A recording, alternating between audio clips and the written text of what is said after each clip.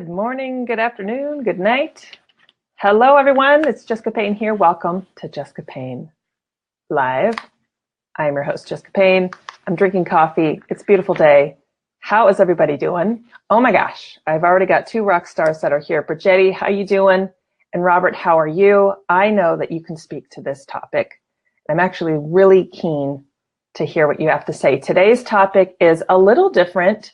It's more focused on our role as business owners, people who run their own shop, CEOs, founders, entrepreneurs, coaches, maybe you sell a service. We spend a lot of time running a business. And one of the first lessons I learned the hard way was how to start learning to say no and create boundaries. So, hey, Dwayne, how are you? Good to see you. Hope all is well up in Canada. I know you can probably speak to this too. And by all means, I'm going to see if I can get a link, guest link up the old-fashioned way. If any of you are keen to come on camera. Today's topic is all about setting boundaries. And it had to do with, I was doing some thinking over the weekend and having other conversations with friends who have kind of jumped from corporate, we call it down here in the States, corporate America, to their own private practice, and, you know, just sort of commiserating on certain clients and how we deal with setting boundaries and saying no. I feel like this lesson I'm never going to stop learning. So it's like, why don't I make that a topic for discussion? Because I have some lessons I've learned in terms of saying no, setting boundaries, and I'd love to hear what you have to say. So that is what today is about. I thought I would share a few rules that I've established for myself based on lessons learned, and then some tools that I've recently started to use to help me set boundaries. But why don't we start out in the deep end? And here are my thoughts as to why I was slow to say no, and why I think other people, especially when we're starting our businesses, they're really young. We just want business. We just want clients. And raise your hand if within that first year of business, you learned the hard way about what it's like to not say no. My thoughts in terms of why we fail to say no, I think in my own personal is wrapped around this fear. So whether it's fear of a client walking away from your business, a fear of maybe getting a bad reputation as maybe someone who's not, I don't know, flexible. For me, it was a lack of education and experience. Like I was such a young business owner. I didn't go to business school. My field was communications. I didn't want to say no because I didn't know I could, and B, I had this fear wrapped around sort of what I didn't know, and what would have I been saying no to? And it wasn't until about maybe the first 8 or 9 months, it was around month 9 or 10 of my first year of business that I said yes to my first toxic client. And I learned the hard way. I knew I should have said no to a project. I didn't say no. And what happens? We overextend ourselves. That was my first hard lesson learned in terms of saying no. I'm really curious, you guys, have you experienced this? And when I say no, I mean setting boundaries. I mean, you know, not saying no can have different fallout. You can be burnt out. You can lose time with your family and friends. You can miss out on money. Saying no can mean anything, whatever it means to you in business. I'm really interested to hear what lessons you've learned.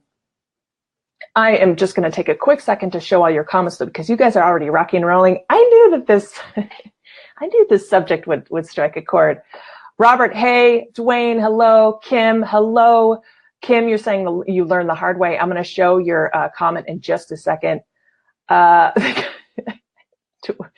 Dwayne, I love it. The color green helps set boundaries. Tell me more about that, because I don't know if you're using your great sense of humor or if you actually have science to back that up. I never know with you. You have that great wit. Karen, yep, I had to learn that lesson. Karen, I'm dying to know. I'm pretty sure we share this.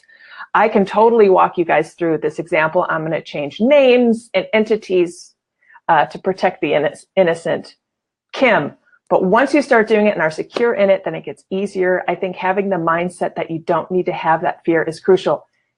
Totally. I think that's where we start, yes? And I think maybe the only there are only a handful of ways we can realize that that fear is not valid. I think for me, it was the lesson learned of saying yes to a toxic client, going through that horrible experience, limping out the other side, and I'm mentally making an agreement with myself, never again. Like that pain of managing that client and that project is not worth this fear that I'd created, and mostly around the unknown. I'd never really said no before. So that was my experience. But you're absolutely right. But once you start doing it and are secure in it, then it gets easier. Robert, you're saying when you're newer in the business realm, it is hard to say no. We want business and are willing to do whatever it takes. That was totally me.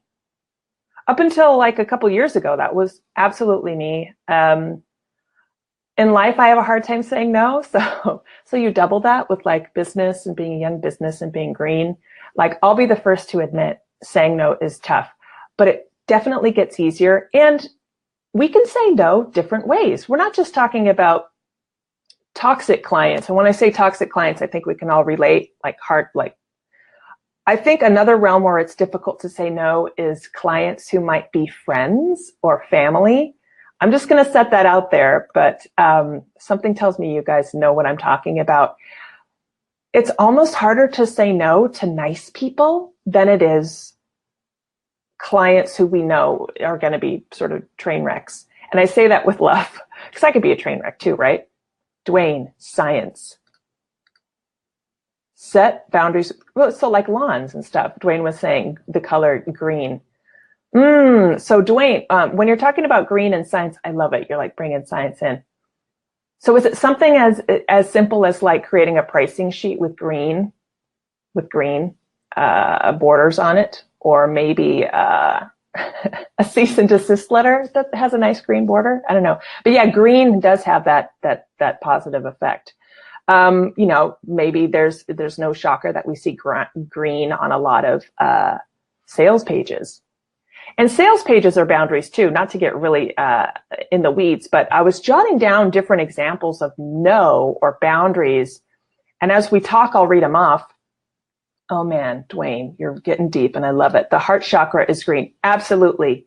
And I say this a lot, and I know you can relate, and I don't think it's too woo-woo, but you can say no from a place of love and kindness. Because here's the thing, Kim, going back to your really awesome comment about fear, one thing I realized, and this was through my own experience and making really bad mistakes, is saying no. So whether it's no, you're not going to take on a freebie, saying no to a client you know is probably not a right fit, or maybe even saying no to a friend or a family member and you're trying to negotiate mentally in your head, saying yes to business, or simply saying no to someone who's not willing to pay your rate. That provides clarity on both sides, if you think about it. This is my rationale. No provides clarity on both sides because it's all about, for me, staying in my power and maintaining my value, because our time and our services have value, right? So as soon as I connected that piece, saying no provides clarity on both sides, that has helped me say no a lot easier. Does that resonate with you guys at all? But yeah, because no is as simple as having a sales page and your price and someone being like, hey, offering a discount, which I think is so rude, but people don't know what they don't know. And saying no provides clarity. Nope, it's $39 a month. They now know that. Now they know, okay, no discount. And quite often these questions are innocent. So no provides clarity. If they want to buy your services, they'll come back and pay the rate. But the fact that you said no, you've now established like your value. Oh my gosh. Don't worry, guys. I'm going to read every comment. You guys are on fire. Should I talk about this topic more? I feel I was realizing I can sometimes go in the weeds talking about authenticity or social media, my two favorite subjects, but we're all business owners. So maybe I start to bring more business best practices into my show. Clearly, this is what you guys want to talk about. Truth, Kim says. Dwayne saying yes. Dwayne, I love it. Udemy's been on my brain lately. So the fact that you said it, I just recorded a Udemy course, Communication and Color. Dwayne, I'd love to check that out actually, if you wouldn't mind Do you have a link or something we could share? I would actually love to check that out. I love the science of color. I use it a lot on the web design and digital design end. And so I'm a huge fan of color and the meanings of color. Robert, no could also mean not right now. Robert, can you expand on that? I love that. Not right now.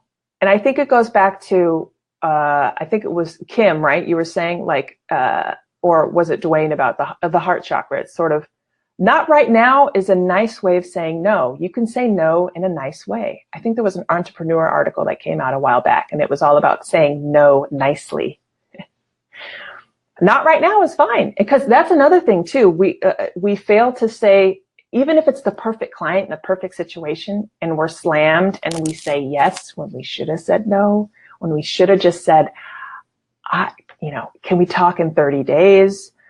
I've just started to do that. That makes me a little nervous, because who wants to say no to a great opportunity? Nobody does. But that's another thing we can sometimes forget about, is saying no in our practice. The collateral damage of not saying no goes well beyond money lost. It's time. If we're working on the weekends, or we're missing out on our kids' important milestones, or if we can't make, if we can't be present in important chapters in our life, that's the fallout too. And that to me is, I don't know, equally important. What do you guys think? Does that resonate? Karen, setting the mindset that you don't have to have that client, and saying no to a bad client even when you need the money. Truth. That's really honest. Thanks, Karen. I absolutely agree. Setting the mindset that you don't have to have that client, and saying no to a bad client even when you need the money. And that's why I said yes to a difficult client in my first year of business. I think a lot of people do that.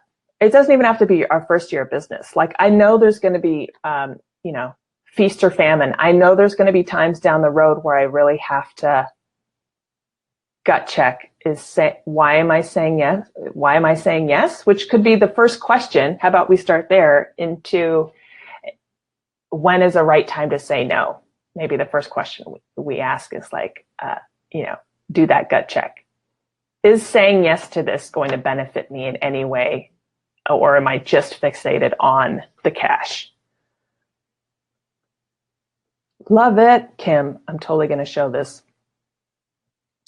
I think it's a great topic that affects every business owner. Cool beans. Then I'm just going to keep bringing it up. And because so many of you guys like it, if any of you guys want to be my guests on future shows where we hammer this out, I will totally give you the floor. I might even pull a Stephen Healy, who's awesome. He actually fills his screen with other people as guests, and he takes himself off. So it's the coolest thing. He gives people the stage.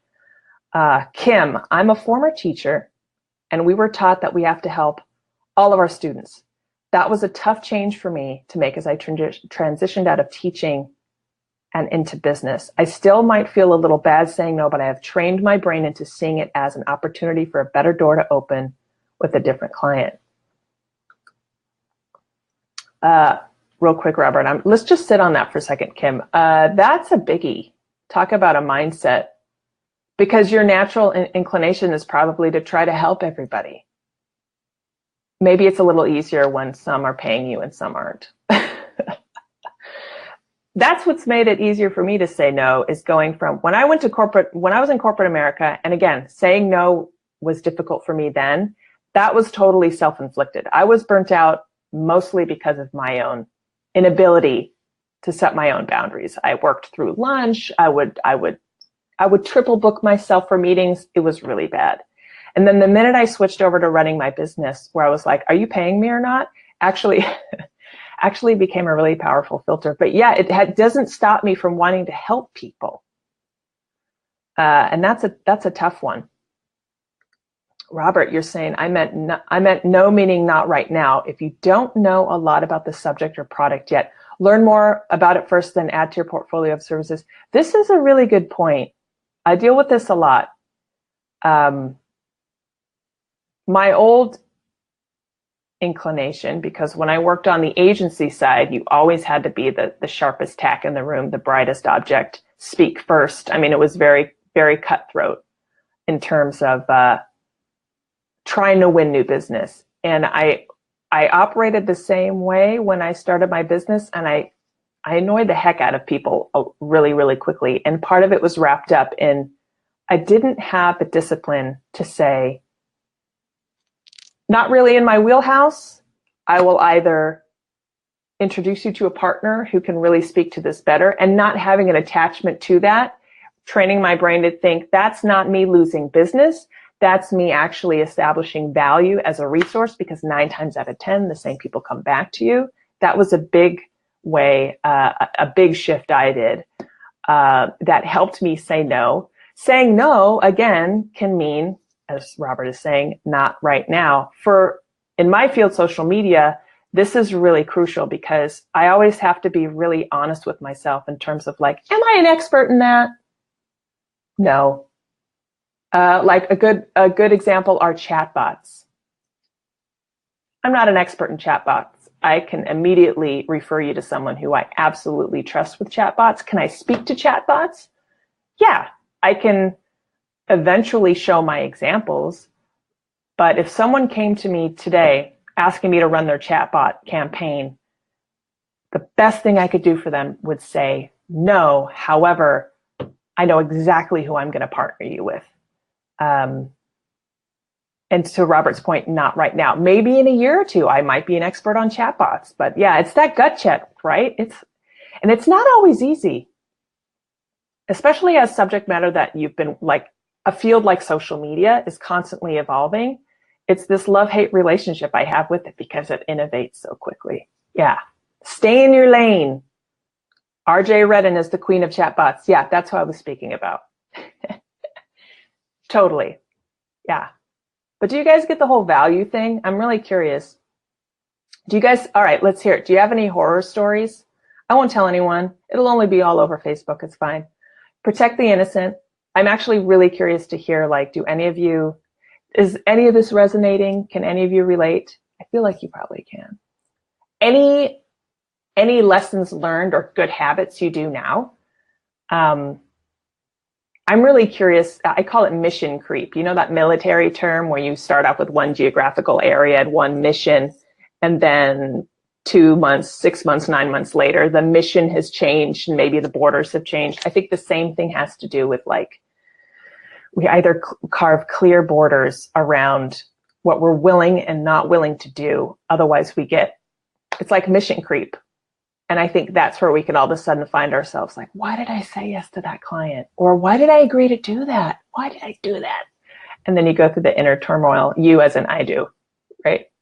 Kim, it goes back to what you're saying. It's like, I think at the end of the day, we want to help as many people, but we have to realize our value. Robert, so many people use the fake it till you make it. Yes, I saw this yesterday. This makes the neck hair on the back of my neck vibrate. I hate it. This is bad business, in my opinion. Being honest and saying I'm learning it right now, so I can refer you right now until I get to yes. I think at the end of the day, people are going to learn very, very quickly if you're bullshitting or not. I think we see a lot of people who are quote unquote experts or quote unquote entrepreneurs when really they're not. When 8 months ago, they were quote unquote experts in something else. I think it's getting easier and easier to spot those, and not just other business owners to other business owners. I'm hearing from other consumers. They're getting savvy. Our customers are smarter than ever. And I think they can spot a fake. It's wired in our DNA, or they'll pay for something and straight away they're going to either get the experience they pay for or not. I realize I'm behind a huge text wall. Right? Fake it till you make it. I think that's it has its moments. I think or like dress for the job you want is probably better, but it's like, you are not providing any sort of value if you're faking it. I think that the days of faking it till you make it are gone, because with 2 clicks, people can find out everything they can about you. And, smoke and mirrors is another phrase. Like, yeah. I would say that I totally agree with you, Robert. Don't make me come on screen. I know. Bennett, I know.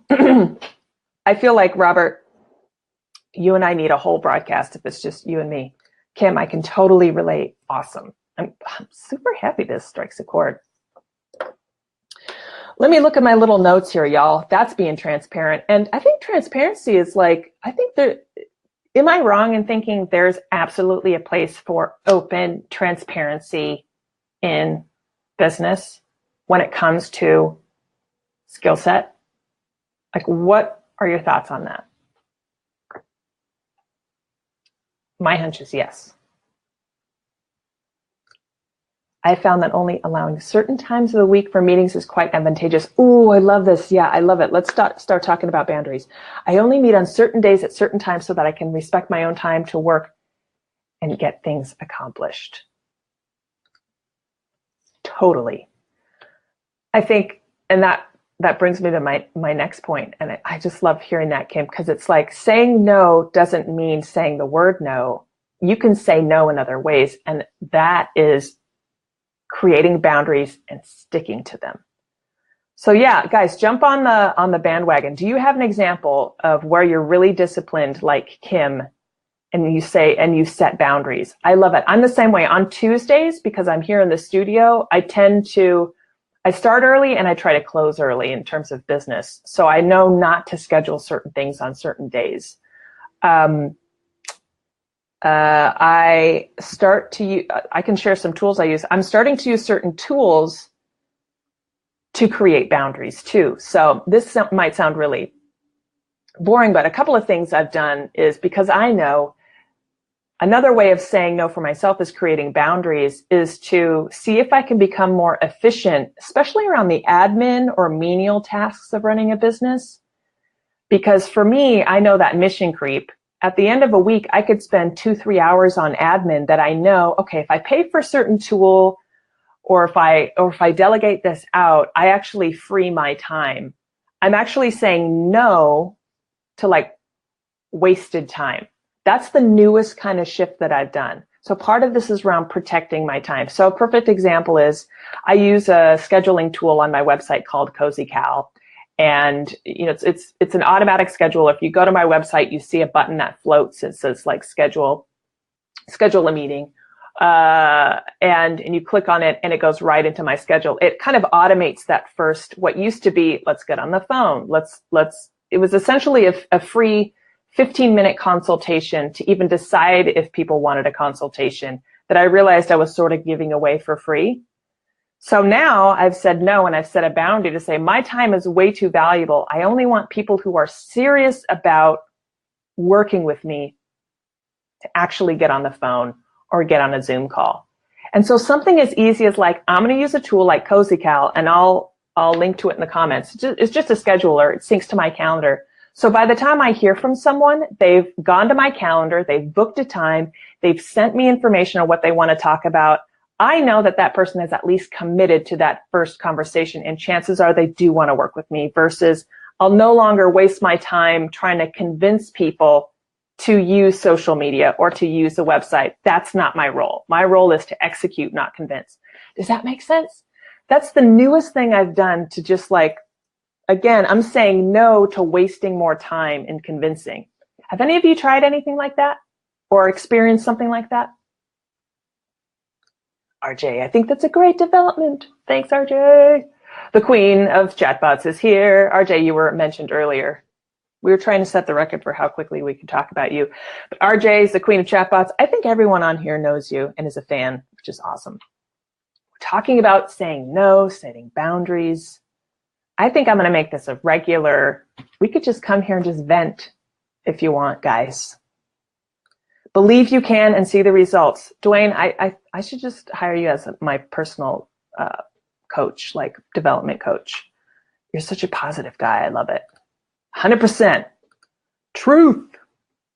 Kim, I love it. Did I miss anybody? Awesome. Dwayne, I'm actually expanding. Yes, I do income tax returns for clients in Canada. So here's a perfect example. If someone came to me and was like, and I get questions all the time. Do you guys get questions all the time from other young businesses? They're like, hey, and Dwayne, this is more of a US thing, probably similar up there in Canada. They're like, should I be an LLC or an S Corp? Or how do you file your taxes? Here's another example of where you should say no. And Robert, to your point, own what you know and what you don't know. And Kim, like, my first reaction is, oh, I want to give him my advice because this helped me. But then it's like, do I want a 30-minute conversation about taxes, which is probably best done by someone like Dwayne or a CPA? Part of it is just giving out advice. What are you willing and willing not to give out? Not that you're protecting what you know, but it's more like, again, how do you want to spend your time? And saying, you know what, I'm not a tax professional. Here's what I've done, but you definitely want to talk to a tax professional. I had the same conversation this weekend. Someone was asking me what they should, how they should file their business. And it's like, again, I want to add clarity on both sides. I want to protect them, and I don't want to give out bad advice. So that's another thing. I wonder, do people come to you for business advice? It's like, I always have to remember, this is my experience. You know, CYA, if you know what that means. I ramble because I'm excited you're all here. Robert, isn't it amazing how using the word no is different depending on your position in business? As an owner or servicer, we get to say no for a variety of reasons to not take on the business. On the other hand, as a salesperson, they're taught no means you haven't sold me yet. Very true. Very, very true. And then from a customer's perspective, they might interpret no as something else. Yes, it reminds me of that scene in Wolf of Wall Street that I loathe because it's pitched as like being a genius about business, where as a woman it doesn't resonate. Y'all remember that movie? Okay, Wolf of Wall Street with Leonardo DiCaprio, great movie. They're all sitting at the table and the guy's like, sell me on this pen. And everybody tries and everybody fails. It's your classic, and I roll my eyes because I can barely stand the scene. And then it doesn't allow, he finally picks up the pen and he says it's not for sale, something like that. And it's like this light bulb comes on over everyone's head, and supposedly this is like a stroke of genius. And the idea is telling someone something's not for sale makes them want it more. I have mixed feelings about that scene because A, that's not how you market to a woman, and it's touted as like the gospel in sales, because to me it shows actually how there's one way of doing sales, but how there's not another. But Robert, what you just said reminded me of that. Everyone has their own learned experience and their own perception. What you may feel is the right way to do things may not resonate. But yeah, Kim, RJ introduced me to the Be Focused app based on Pomodoro technique. That has helped me only work for 25 minutes and then take a 5-minute break. The ticking sound really helps me stay focused. My husband, however, can't stand it. Kim, but I bet your husband likes when you have more free time. That is awesome. The Pomodoro technique. RJ, awesome. Yeah, it's all about, I think one of the biggest things that we need to set boundaries on is actually our time, isn't it? And getting more and more efficient. Yeah. I think one of the biggest mistakes I made early on, again, because I just wanted business, I just wanted to help people, was I was giving away freebies. How many of you guys can relate to this? And I think freebies are okay every now and then, but I think obviously the priority goes to paid business, quality paid business. But there is still value, I think, in freebies. One thing I jotted down was, because I think some rules and tools, bringing it back to the focus here, is how can we evolve that? So instead of giving freebies, my advice would be, and this is my own lesson learned, is it should be at least a trade or a barter. And this has actually helped me. For example, and look at the stuff that you hate doing. Hate's a strong word. Look at the stuff that you dislike doing, or the stuff that you feel someone else could do, and think about what someone doing that for you, maybe what they can offer. Here's a perfect example. I write a lot. I write all day long for social media for clients. I don't like to proof. I don't like to sit and look for typos. I don't like grammar. I like to create. I hate it. I hate proofing documents. So I recently found someone who was willing to proof some documents and I traded her. She now has access to pieces of my course. All it took was a call out to one of the groups I belong to here on Facebook. I just asked. Here's one of the great secrets about Facebook and social media. If there's something that you should have someone else do, because again, part of saying no is setting boundaries, and part of boundary setting is knowing when to delegate something else, or knowing that you're better doing something else in that hour or 2 hours a week. And if there's someone out there who can actually trade you something of value, that is a win-win. I found someone who she's a copywriter, she loves proofing. She had an interest in some of my course. So we had a conversation. There was something I had of value. There was something she had of value. And boom, now she's working with me. And I can't tell you, like, the fact that I don't have to proof anymore is amazing. But I know that I didn't give that away for free.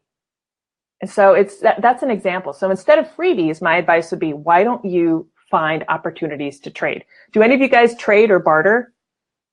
Curious. And Facebook groups, because I know the first question I'm going to get is like, where's a good place to find people to trade with? Go to Facebook, different Facebook groups, because that's where you'll find kindred spirits, right? Gail, I get an adrenaline rush from saying no. I love it. She's like, no. I love knowing that I've opened it up an opportunity to say yes to something amazing. Yes, absolutely. That is such a beautiful way to translate it. Feels good to say no, doesn't it? Because you're basically sitting in your power. You're providing clarity, right? And it's probably that experience, the more you've said it, right, Gail? There's no more fear wrapped around it, right? It can actually, saying no can actually feel good, can feel great. I don't have those conversations anymore. They get 10 minutes to explain what their problem is, and then I refer them to someone who can help and has the time to be intentional about helping them. Absolutely. I'm assuming you're talking about the consultation calls. Yes, absolutely. If you provide a service, your first initial consultations should run no more than a first 15 minutes by the time you get them on the phone. Yeah. I haven't always been really good at this, because if a conversation's going well, it's going well. You don't want to get off the phone. But it's getting easier, I have to say. And people will respect your time. I think a lot of it is like, people don't know what they're asking is probably kind of rude. These are like friends who are like, hey, can you check out my website? Or, hey, can I pick your brain is a phrase I run from. If it's someone I really care about or I'm personally invested in, then I'll be like, yeah, sure, let's chat. Or, hey, let's go for coffee is another one I steer clear from. It's like, what do you really want to talk about? If you're looking for a free consultation, this is where you can say no nicely and say, actually, I'd love to catch up. Let's catch up over coffee. But if it's about business, let's actually talk on the phone. And then you can own those minutes and get them off the phone. Yeah. But again, I think it's coming from a place of they don't know what they're asking for is kind of on the borderline of being rude. I think what they're really saying is, hey, I recognize you as an expert. I know you can help me. I'm thinking of doing this. They're just in the very early stages. But that's where we have to say no in terms of, are we there to convince them, or are we there to provide a service?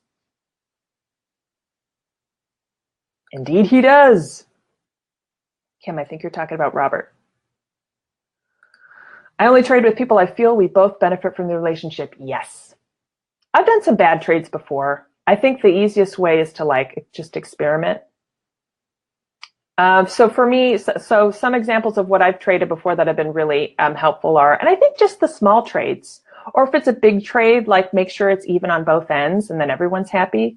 Like for me, I've created a few social media graphics for people. And then at the on the other end, they've looked at an ad, or maybe they have advertising experience and they'll just proof some ad copy. It's always around proofing for me because I know I hate it. So yeah, little teeny trades. It's a great way too to just meet other people and learn about businesses.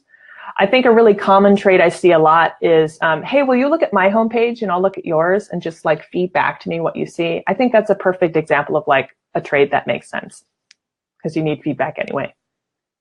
Nope, no fear. It's amazeballs. I should just record your voice saying no, Gail, and I'll be like, no. Just hit a button, like the easy button. Own the no. RJ, I feel like that's the hashtag of the show. You own it. You own it, though.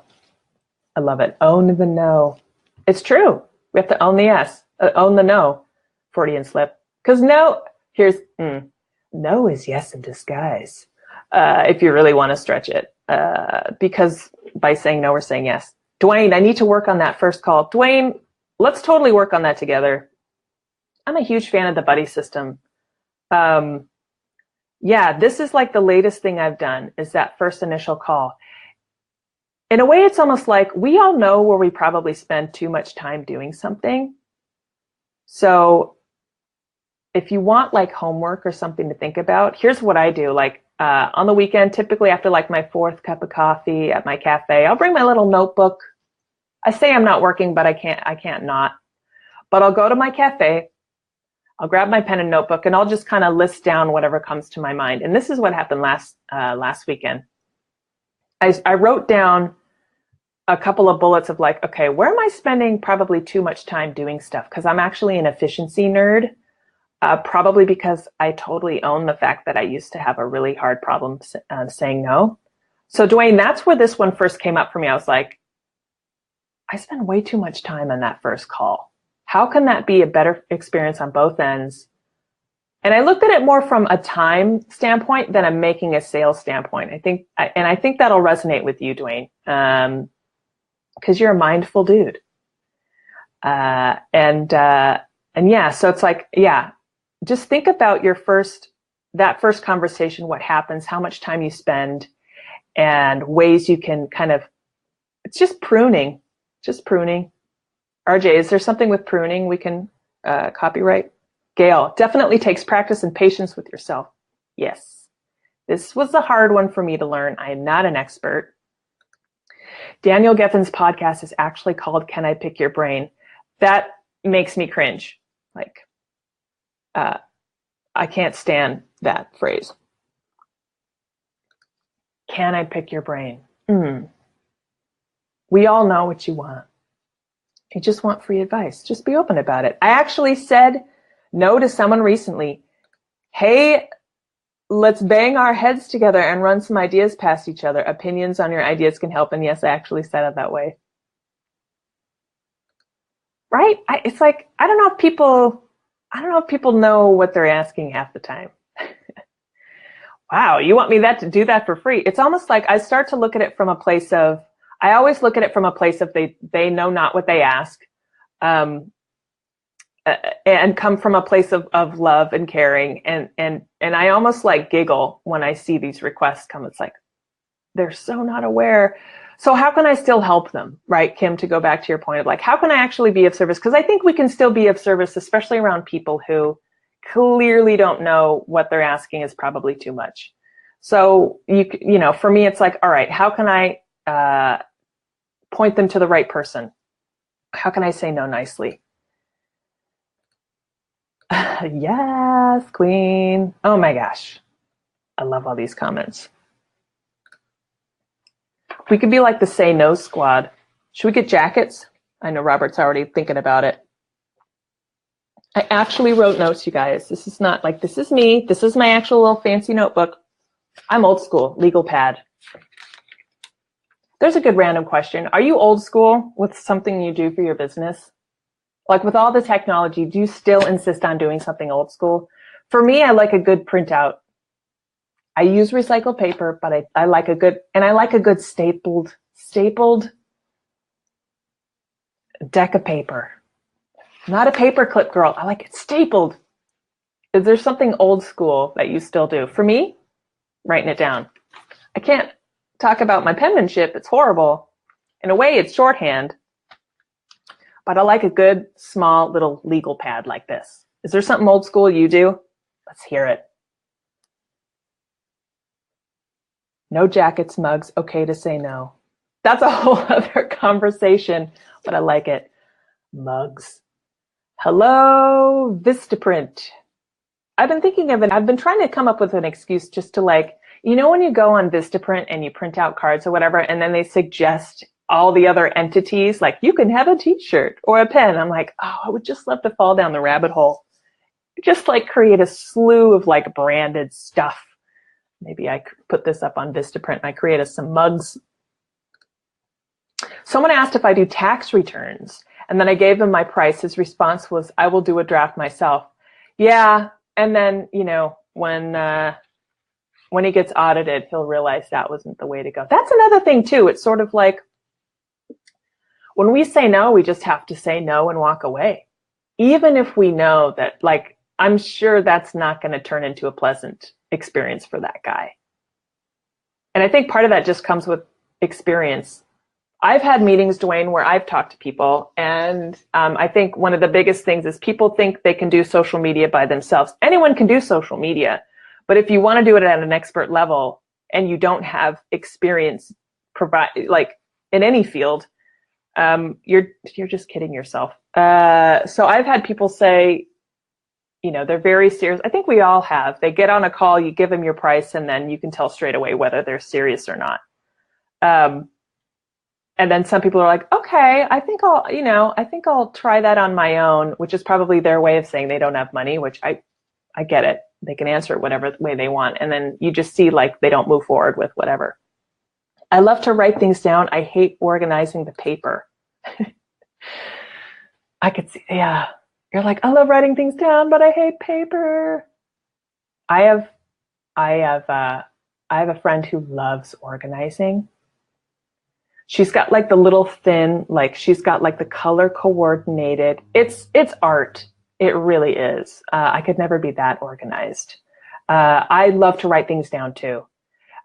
Isn't there a study, Dwayne? Why do I think that you're going to know this? Or maybe Robert, isn't there a study? I think that it's about the act of writing something down actually triggers something in the brain for us to actually remember.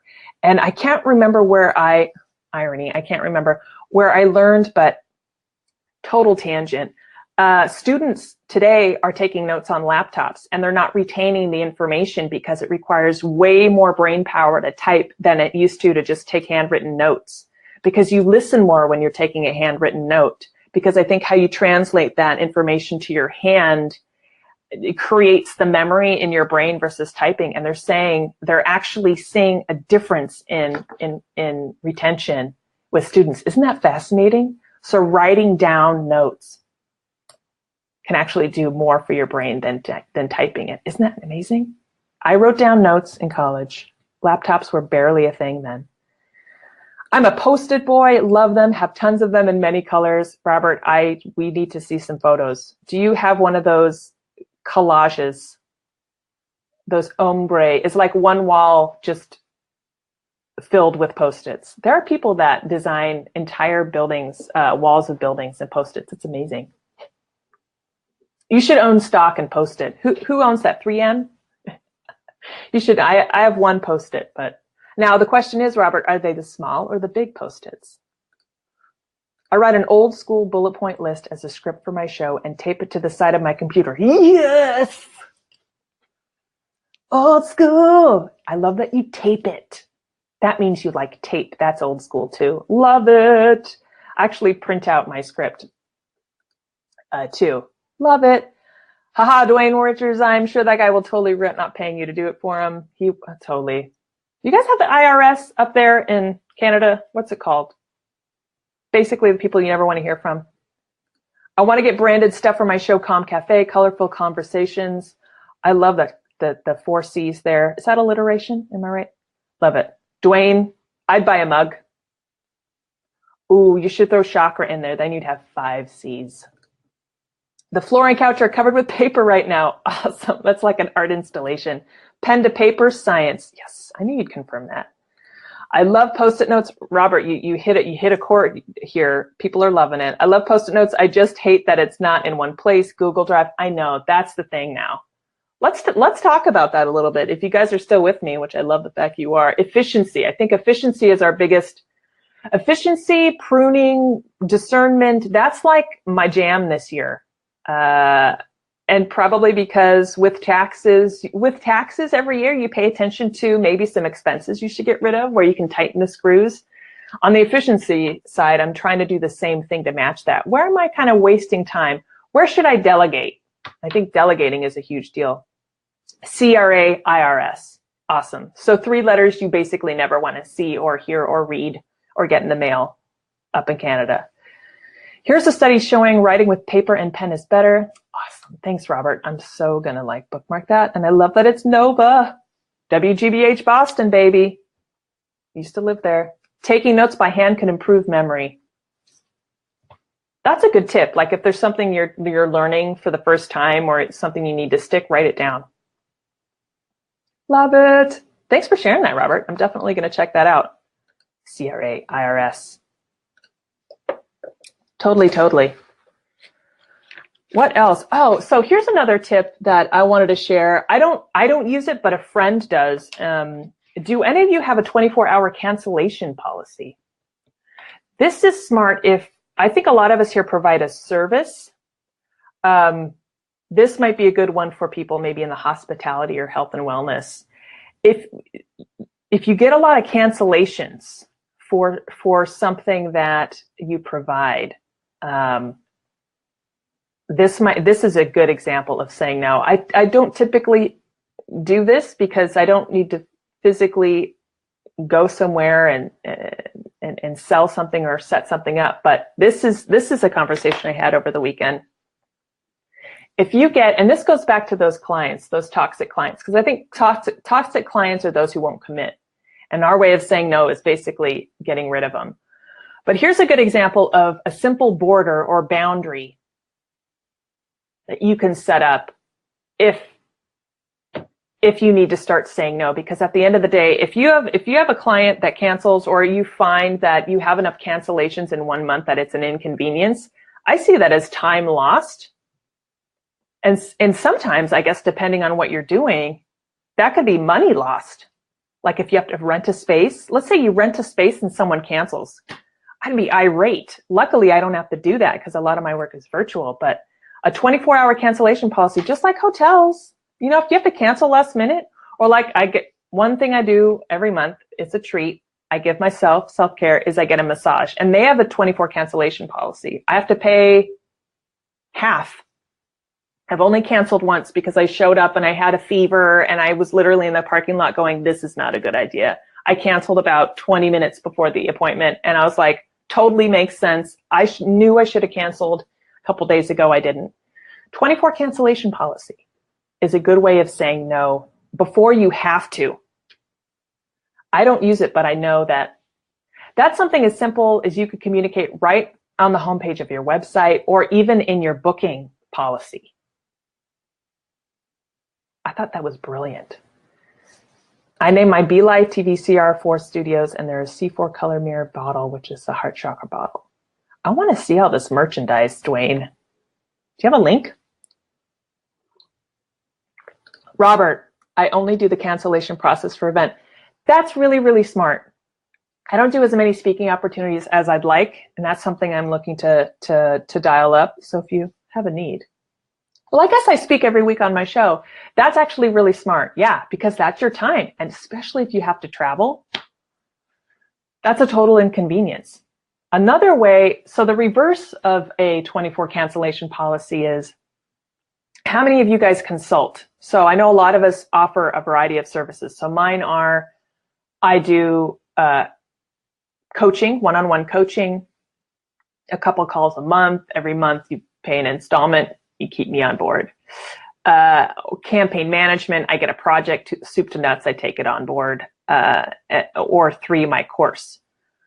I think if one thing I've learned is, especially with consultations, or I don't know what your cap is, but if I have a project that is sort of under a certain price point, I demand payment up front.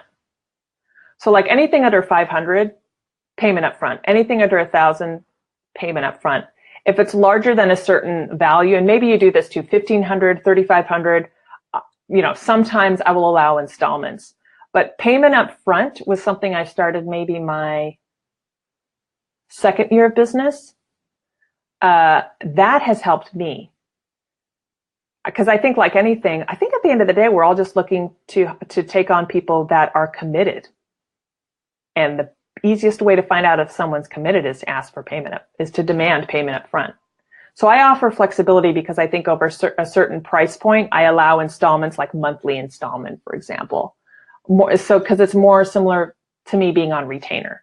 Do any of you guys do that? I think most of us do. For some of it, it's a no-brainer. Like for one-on-one consulting for a certain price point, demand it up front. And then they'll renew on the monthly. Or you tell me, I'm curious. But that's one way I've been able to create boundaries. Not that people weren't paying, but it allowed me to basically eliminate people who weren't exactly serious to get started. And they always come back and want to start. I think people just need to wrap their head around the money. It's funny because it's like until they talk to you, they've never really. Some people come to me and they're not even sure if they're serious or not. So again, Dwayne, that kind of keeps that 15 minutes to be strategic versus me trying to convince them of the value of what it is they want versus here's the value of what I do. That's a whole other conversation. Should we do a show on the consultation calls? We could trade strategies on that because I think we all deal with that. All of my coaching clients are paid at the beginning of the month before we proceed. Yeah. Standard. Brilliant. Yes. Because the ones who aren't serious aren't going to pay, and you're not wasting your time. And again, the admin time, you don't have to chase. There's nothing, having to chase payment, no, doesn't work. And I think it's getting easier to automate payments. Like for my course, it's automated payment. I'm not going to chase you. You commit, you're signed on. And it's going to just, you pay monthly for my course. The one-on-one coaching, before we get off that last call, I already have you renewed for the next month. And I've sent you my PayPal. And before we move forward, you deposit. If it's a campaign, we have a contract signed. And you know what installment you're at. Yeah, it's very clear. It's clarity, right? And again, that's saying no, I don't do business any other way. Like that's a way of saying no too.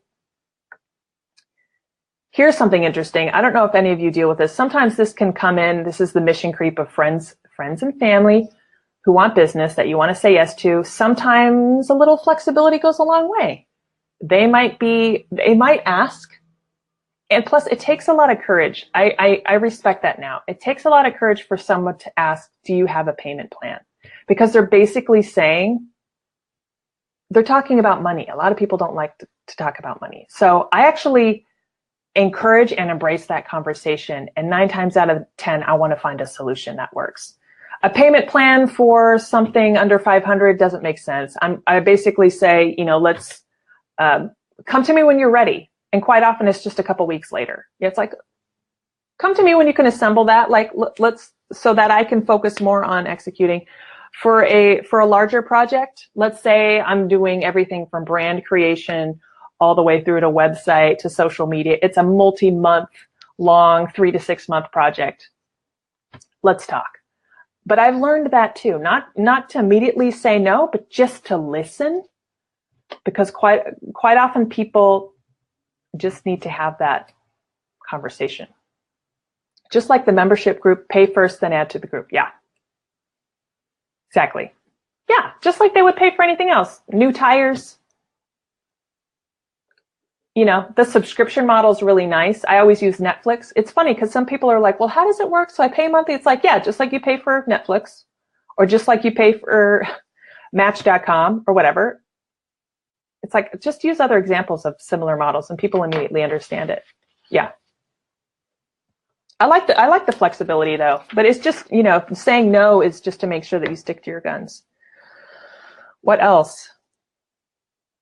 We'll come to the top of the hour. Can I share a couple other tools I use? These are more efficient tools, but ones that I have found can help me set boundaries. It's funny how like admin tools, I've become obsessed with it because again, it's efficiency. It's saying no to time being lost. It's actually saying yes to honoring your time. Yeah. Listening is an incredibly important skill. RJ, you're an awesome listener. I feel like I'm being heard. think that's all people want to do. They want to feel seen and they want to feel heard. And they're coming to us for our help. Customer service 101, right? My field, I was thinking about this. My field is actually called communications, but I think the most valuable skill, equally to creating a narrative and a clear message, is listening, because you can't do one without the other. So my degree on the wall there is in communications, but I should probably, Robert, I'm going to put a little post-it up there that says listening. Boston University, I have a BS in listening, which could be a whole other joke. RJ, what did you say? LOL. Yeah, people want someone to listen. Absolutely. Can I say a shout out to other people? It looks like we've got BB here. How you doing, BB? We've got Annabelle. What's up? Guys, this is awesome. I feel we should do a number 2. I've learned a ton just talking with you and listening to you. If there's one thing I love about live video, it's the fact that I think that's pretty much how I've met all of you. And I try to watch your shows when I can. And I learned so much. Like RJ, Steven, Robert, Dwayne, it's like, you guys don't know half the time, but I have you on my phone, like propped up on my counter, and I'm doing something else, but you're like my radio, my jam. Because it's like, they're my friends. And you guys are always dropping awesome knowledge. And I learned a ton. How to work with my clients, style. I think part of saying no too is committing to your own style too. There are people that run their business in ways I would never run to my business, but I respect it. Like Gary Vay, I respect a lot of what he talks about. He's that entrepreneur. He's all about the hustle. His style is something I'd never take on board, but I like what he says.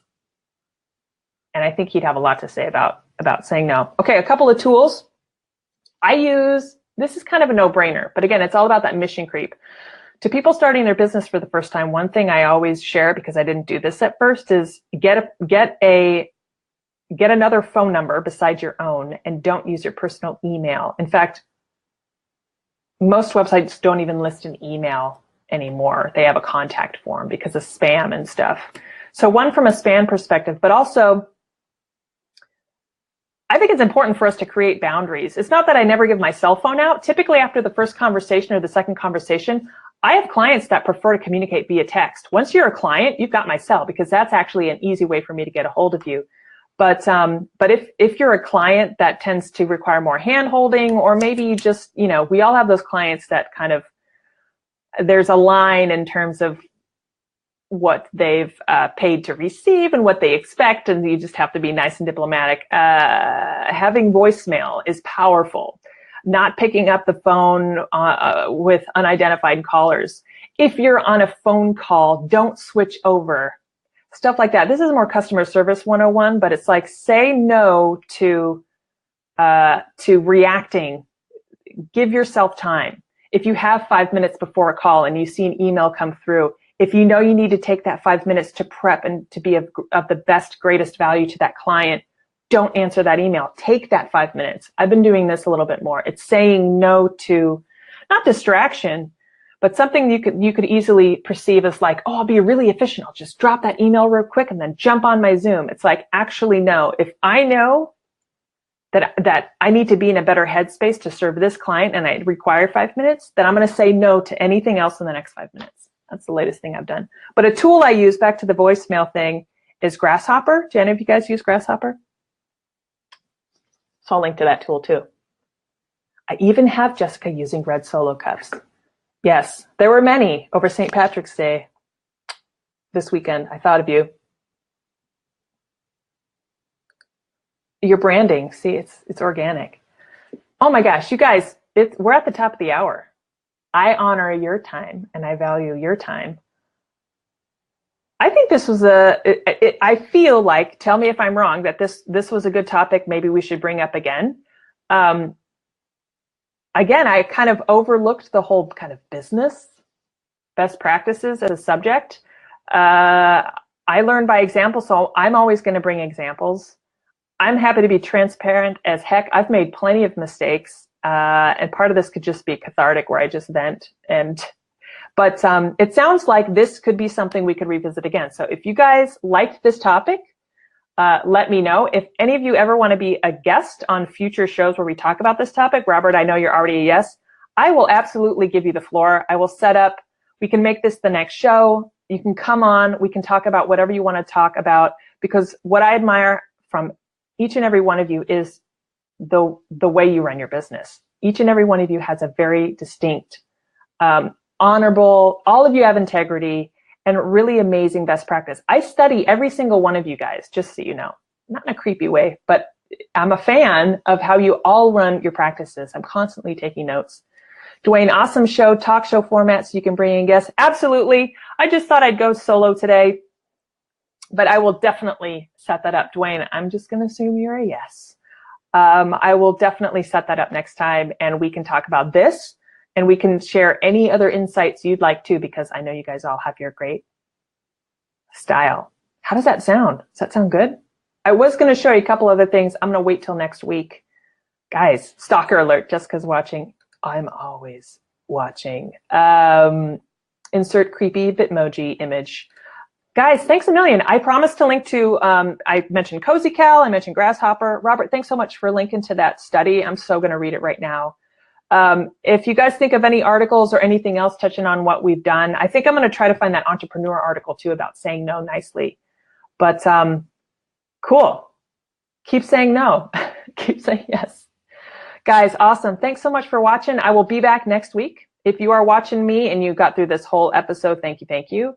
On the replay, thank you for that. If you have any questions about or comments you want to make about saying no, let me know and I'll get back to them in the comments. Otherwise, you'll see me next week, every Tuesday, 8 a.m. Pacific, right here on Facebook and then on YouTube. All right, you guys, have a great week.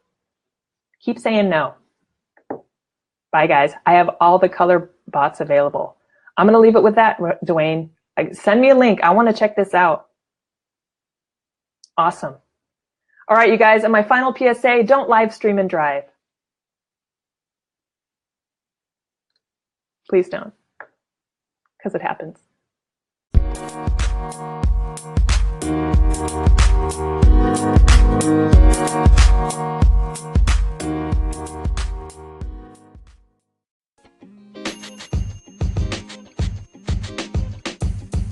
The podcast you just heard was recorded with Anchor. If you want to make your own, download the Android or iOS app completely free from anchor.fm/podcast. That's anchor.fm/podcast.